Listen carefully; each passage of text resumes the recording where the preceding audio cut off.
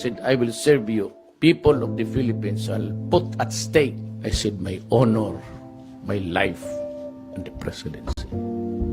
I was never born to protect evil. I was born in this universe to suppress evil. I was not raised by my parents. I did not go to Roman Catholic schools and taught how to protect the evildoers. I grew up and taught by my parents to be on the side of fairness, to protect the good, and to take care of your country. I am on my way to my sunset days. If I go to hell, I will bring all of these criminals with me.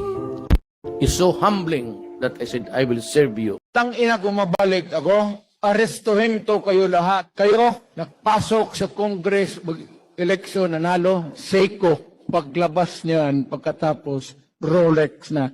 Pumunta ng Malacanang, nakatamaraw, paglabas niyan, nagka-Mercedes-Benz. Dagdag na baski isang poste sa bahay ko. Wala akong bagong kotse. Hindi ako nakatikim ng Mercedes-Benz. Dinibdib ko yan. Wala akong agenda.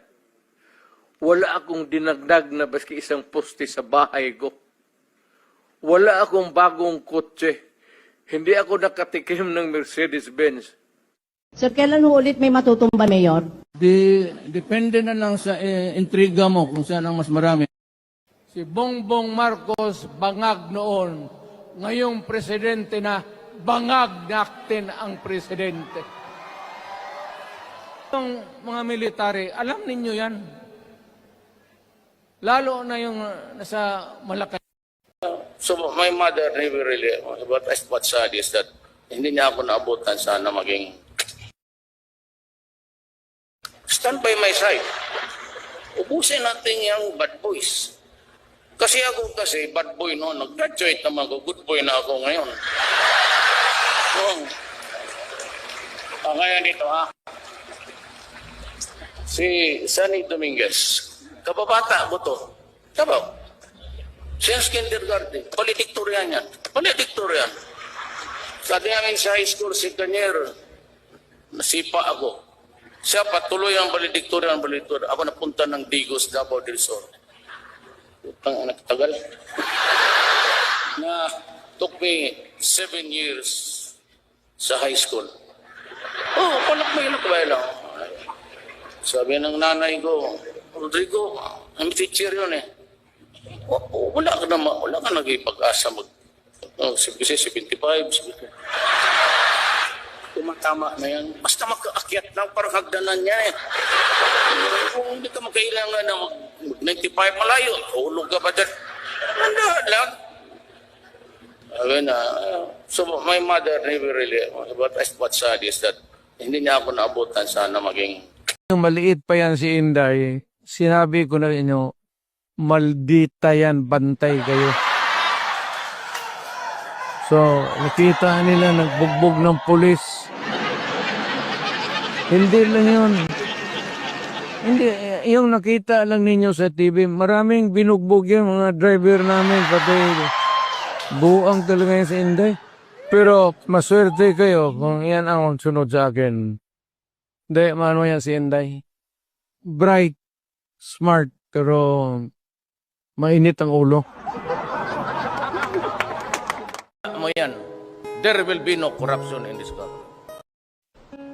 In this presidency of mine, wala akong dreams dito.